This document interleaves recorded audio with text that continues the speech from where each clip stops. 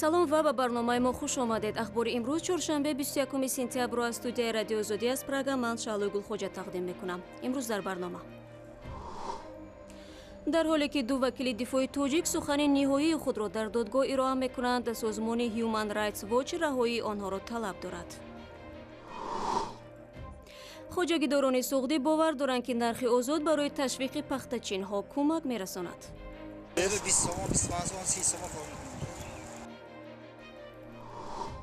ва чаро чашмаи ноҳияи Ховалинг ба чашмаи низо табдил ёфтааст ва ки баҳси миёни сокинони ин минтақаро одилона ҳал хоҳад кард. اینا دیگه است که من همه چیزا چقدر مهنت کردم همه چیزا استفاده حلال بردن نمیتونم. ва акнун тафсири хабарҳо. Нуриддин Маҳкамов, вакили муттаҳам дар фаъолиятҳои экстремистӣ, зимни ироаи сухани охираш дар додгоҳи шаҳри Душанбе ҳар гуна иттиҳом алайҳашро рад кардааст. ӯ дар вокуниш ба иддаои Рустам Тақдирзода айбдоркунандаи давлатӣ гуфт ки ҳеҷ гоҳ ифротгаро набуд. бинобар ин ӯ аз додгоҳ хост ки зимни ироаи ҳукм одилона ва мунсифона тасмим бигирад. сухани охирини Бузургмеҳр Ёров, вакили дигари муттаҳам дар ифротгароӣ, рӯзи 22 сентябр ироа мешавад. айбдоркунандаи давлатӣ барои Бузургмеҳр Ёров 25 сол ва барои Нуриддин Маҳкамов 23 соли зиндонро талаб карда буд. қарор аст додгоҳ ҳукми худро дар нисбати ин ду вакили дифоъ дар охири ҳафтаи ҷорӣ эълон кунад.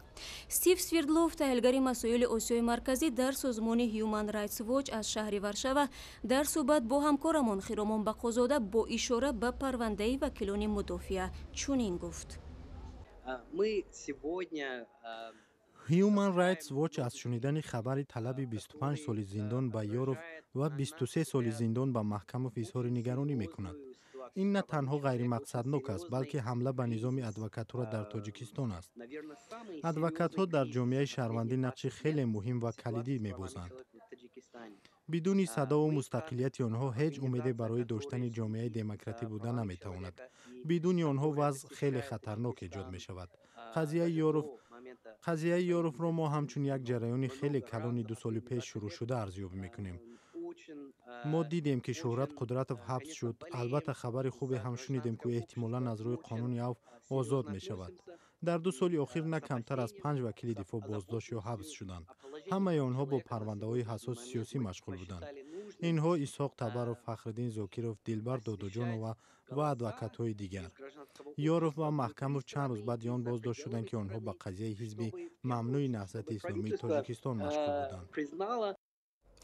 дар ҳамин ҳол созмони Human Rights Watch дар якҷоягӣ бо Кумитаи Норвежии Ҳелсинки рӯзи 21 сентябр дар нишасти Созмони амнияту ҳамкории Аврупо филми мустанадеро намоиш медиҳанд. дар ин филм аз бад шудани вазъи ҳуқуқи инсон дар Тоҷикистон сухан меравад ва ба ҳайси қаҳрамонҳо фаъолони мухолифин аз ҳизби манъшудаи Наҳзати Исломӣ ва гурӯҳи 24 наворбардорӣ шуданд. Стив Свердлов дар идомаи суҳбаташ бо Озодӣ гуфт, дар шароите ки буҳрони ҳуқуқи башар дар Тоҷикистон тавсия меёбад, ҳамкорони байналмилалии Тоҷикистон ҳеҷ амале анҷом намедиҳанд. суҳбати муфассали Стив Свердловро метавонед дар вебсайти мо ва ҳамчунин дар саҳифаи Озодӣ дар YouTube низ тамошо кунед. рӯзи сешанбе додситони Иёлоти Муттаҳидаи Амрико Аҳмадхон Раҳамии 28-соларо расман айбдор эълон кард. мақомоти Амрико ӯро масъули силсилаи бомбгузориҳо дар Нью-Йорк ва Нью-Ҷерси мешуморанд. қасри сафед ин ду таркишро амали террористӣ унвон додааст. сухангӯи қасри сафед Ҷош Эрнест мегӯяд, дар рӯзҳои ахир муфаттишон маълумоти зиёде ба даст оварданд ва таҳқиқ идома дорад. рӯзи душанбе мақомоти Амрико як амрикои афғонтабор Аҳмадхон Раҳамиро боздошт намуда 20 сентябр ӯро расман бо истифода аз силоҳи куштории оммавӣ ва ташкили инфиҷор дар ҷои ҷамъиятӣ муттаҳам карданд. рӯзи шанбе дар минтақаи Манҳеттини Нью-Йорк 2 бомб мунфаҷир шуд. яке дар назди макони мусобиқаи варзишӣ фаъол гашт, вале касеро маҷрӯҳ накард. бомби дуюм дар маҳалли Челси таркида камаш 29 нафарро захмӣ намуд. муфаттишони амрикоӣ иброз доштанд ки бомбҳои Нью-Йорк ва Нью-Ҷерси ба маводи тарканда ки соли 2013 дар марафони Бостон истифода шуда буданд шабоҳат доранд. рӯзи 20 сентябр президенти иёлоти муттаҳидаи амрико Барак Обама барои охирин бор аз минбари маҷмӯи куллии созмони милали муттаҳид ҳамчун раиси ҷумҳур суханронӣ намуд.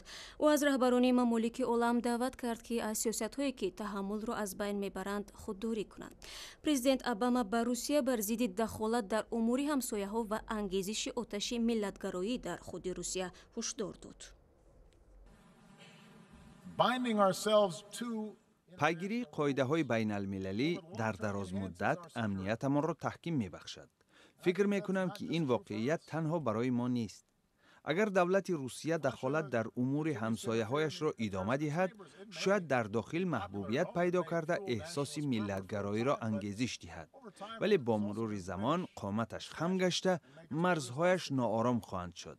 дар баҳри ҷанубии Чин ҳалли осоиштаи баҳсҳо ки бар пояи қонун кафолат дода мешавад, маънии назму суботи бештар ва коҳиши сабқати низомиро хоҳад дошт.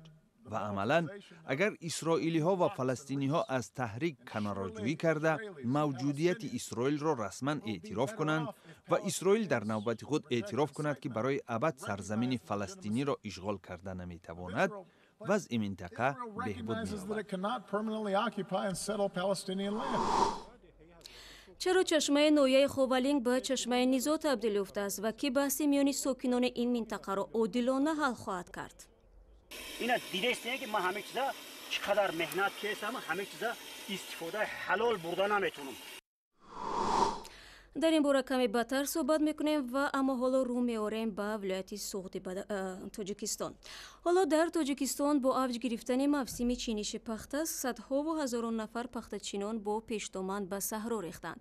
ба хотири он ки ҳар сол дар заминҳои пахтачинӣ норасоии нируи корӣ эҳсос мешавад, барои ҷалби бештари пахтачинон имсол мақомоти суғд нархгузории чиниши пахтаро ба ихтиёри худи хоҷагиҳои деҳқонӣ вогузор карданд. мумин аҳмадӣ ва маъсуми муҳаммад раҷаб дар ин бора гузориш омода карданд. раҷаббой шокиров ҳамроҳи ҳамсараш ва ҳашарчиёни дигар пахта мечинад. нархи чиниш чанд пул 1 кило пахта? 1 кило 40 dirham. Kam neст? 20 сом, 25 сом, 30 сом кор мекунем. Kam neст? Ака камо ака чока надор. рӯзи кории ӯ аз соати 7 саҳар то 8 шом идома меёбад. пахтаро дар тоҷикистон тақрибан дастӣ ҷамъ меоранд. нархи чиниши пахтаро солҳои пеш мақомот таъин мекарданд. имсол нархгузориро дар ихтиёри худи хоҷагиҳои деҳқонӣ гузоштанд. вале ин навгонӣ ба нархгузорӣ таъсир накарда, нархи чиниши 1 кило пахта чун қабл аз 40 то 50 дирам боло нарафтааст. камаш 70 дирам, 80 дирам шавад. ин сал дурусттар мешавад. барои чин дам баде. вилояти суғд 43 ҳазор гектар замини пахта дорад ва имсол кишоварзон мехоҳанд 120 ҳазор тонн пахта ҷамъ оваранд. барномаро идома медиҳем. дастгоҳи раёсати ҷумҳури қирғизистон мегӯяд ки президенти ин кишвар эҳтимолан то 1 октябр ба дафтари корияш барнамегардад. Алмусбек Отамбоев рӯзи 19 сентябр ҳангоми парвоз дар ҳавопаймо худро нохуб ҳис кард ва ҳоло дар меҳмонхонаи Истанбул қарор дорад. ташхиси аввалия нишон додааст ки президенти қирғизистон аз дарди қафаси сина ранҷ мебарад ва бинобар ин ҳатто сафари ӯ ба Нью-Йорк ки мебоист дар он ҷо дар маҷмӯи созмони милали муттаҳид баромад мекард лағв шуд. аммо дар робита ба ин бемории ногаҳонӣ Алмусбек Отамбоев дар дохил ва беруни Қирғизистон сару садоҳои зиёд вуҷуд дорад. дар ин бора ман бо шораи бахши Қирғизӣ радиои Озодӣ Айданбек Аҳмадуллу суҳбат доштам. хуш омадед ба барномаи мо. аслан то ҷои шумо маълумот доред вазъи саломатии президенти Қирғизистон чӣ гуна аст, чун мо медонем ҳоло ӯ дар Туркия қарор дорад?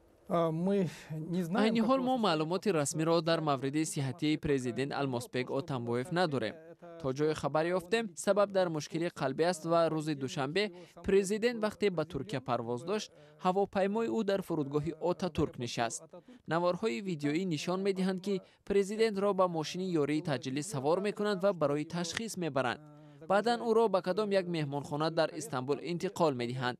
дар робита ба бемории президент миёни мардум назарҳо духӯраанд, яъне саволҳо пайдо шуданд ки барои чӣ ӯ дар бемористон намонд, балки ба меҳмонхона рафт. вале агар мантиқан бигирем, агар воқеан вазъи ӯ бад мебуд, ҳатман дар бемористон бистарӣ мешуд. яъне ҳоло хуб аст вазъияташ ё чӣ тур аст? Президент Атамбаев собирался как бы выступить на Генассамблее. алмазбек отамбоев қасд дошт дар маҷмаи созмони милали муттаҳид суханронӣ кунад ва чун дар нимароҳ мушкили қалбӣ пеш омад, тасмим шуд ки ҳайати қирғизистониро дар маҷмаа вазири корҳои хориҷии кишвар Эрлан Абдулдаев намояндагӣ кунад. Эрлан Абдулдаев, он будет представлять делегацию Кыргызстана там. баъзе аз шориҳон бемории президенти қирғизистонро як нав бемории дипломатӣ меноманд, яъне аз нигоҳи онҳо барои президент як нав танаффус лозим буд то он ки бо як нерӯи тоза дар рӯбарӯи ҳарифонаш пайдо шавад. шумо дар ин бора чӣ назар доред? Если брать, что был очень такой громкий... агар мо баҳси лафзии шадиди Алмазбек Отамбоевро бо собиқ муттафиқонаш ки аъзои пешини ҳукумати муваққати Қирғизистон буданд ба назар бигирем, шояд воқеан ӯ мехост ба ин васила як нав танаффус бигирад, хусусан дар вазъияте ки яке аз мухолифони ашадияш бо баромадҳои шадидуллаҳнаш камбудиҳои ӯро ошкор кард. аммо дар гумон аст ки бемории президент сохта бошад, чунки ӯ воқеан мехост дар маҷмаи созмони милали муттаҳид баромад кунад ва бартарияти худро нишон бидиҳад. ман фикр мекунам ӯ дар асл бемор шуд ва эҳтимолан ӯ бо истифода аз ин фурсат роҳҳои бурунрафт аз низоъҳое ки миёни ӯ ва ҳампаймонҳои қаблияш ба вуҷуд омадааст андеша хоҳад кард. Между ним, между президентом и членами временного правительства. Благодарю вас за беседу. Хуш омадед. боз ҳам рӯ меорем ба Тоҷикистон. ҳукумати кишвар дар чанд соли ахир барои ҳалли мушкилоти марбут ба захираҳои об ва ҳамчунин дастрасӣ ба оби ошомиданӣ дар кишвар стратегияву барномаҳои зиёдеро қабул кард. аммо тавре ба назар мерасад то ҳанӯз теъдоди қобили мулоҳизаи мардум ба сарчашмаи об дастрасӣ надоранд ва ин мушкил гоҳо боиси сар задани ихтилоф низ мешавад. ҳамкорони мо аз як чунин баҳси давомдорӣ дар вилояти Хатлон қисса мекунанд ки ба хотири истифодаи чашмаи обе ҷараён дорад. این مکان با نام مزار حضرت سلطان مشهور است. مردم میگویند اینجا صوفی مشهور اویس قرنی را دفن کردند. محققان میگویند در گذشته نیاگان اگر میخواستند مکانی را از ویران شدن نگه دارند آن را به نام بزرگ ربط میدادند. سالهاست اینجا جایگاه عبادت و آرامش روحی است. بابای کبیر سالهای 80 عصر 20 به خاطر تقدیس و ربط داشتن نیاکانش به این مکان بعد دهه حضرت سلطان برگشت. هیچ گمان نداشت زمان فرا می رسد که برای آب در مکانی به قول آنها مقدس با خویشاوندانش بحث خواهد کرد. جنجال 2 سال پیش شروع شد و بعد آنکه طرف دیگری بحث محمدیار دولتوف 312 هکتار زمین را در اینجا گرفت، خواجگی دولتیار تأسیس داد و قسمی از زمین را به چراگاه تبدیل داد. خواجگی دهقانی دولتیار صاحب زمین‌های گردی چشمه است. طبق قانونگذاری آب مالکیت استثنایی دولت بوده به هر شهروند دسترسی به آب نوشاکی کفالت داده شده است. ترتیب استفاده و حفظ ذخیره‌های آب از آلوده شوی و خشک شوی آن را دولت تنظیم می‌کند. برای همین سیاره ما چقدر همین آب مثال در کوره. اینا ما همین آبی که خیلی حقیقتا در کوهستان ما آب بسیاره. لیکن همین را ما اینا دیدید که ما همه چیزا چقدر مهنت کردم همه چیزا استفاده حلال بردن نمیتونم. مسئولین خواجگی دهقانی دولتیار تصدیق میکنند که در این زمین ها چاروای آمد را برای چرا اجازه دادند و طبق قانونگذاری عمل میکنند. زمین های خیلی میدوره. زمین خواجگی دهقانی خیلی. اینا مرحمت در کار شود. ما حجت دارم. حجت گذاری قرار دارم. همش در صلاح قانون توبه. محمدیار میگوید هیچگاه درباره استفاده چشمه با کسی واردی بحث نشده است، اما از دیگران در استفاده آب چشمه حقش بیشتر است. استفاده برای چراگاه را قانون جمهوری تاجیکستان درباره چراگاه تنظیم می‌کند. این قانون صاحبان زمین را عهده‌دار کرده است چراگاه را ثمرناک استفاده برند و به آلوده شوی محیط زیست راه ندهند. ва дар поёни барнома як хабари фарҳангӣ. дар ҷашнвораи байналмилалии навсоз 2 филми киностудияи суғд синамо соҳиби ҷоиза шуданд.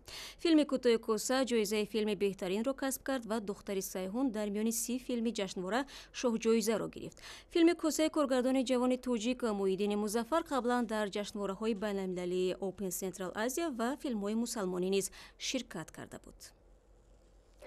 ва ахбори бештар аз инро метавонед дар вебсайти мо, саҳифаи Озодӣ дар Facebook, Одноклассники YouTube ва ҳамзаминаи Радиои Озодӣ барои телефонҳои ҳамроҳ пайдо кунед.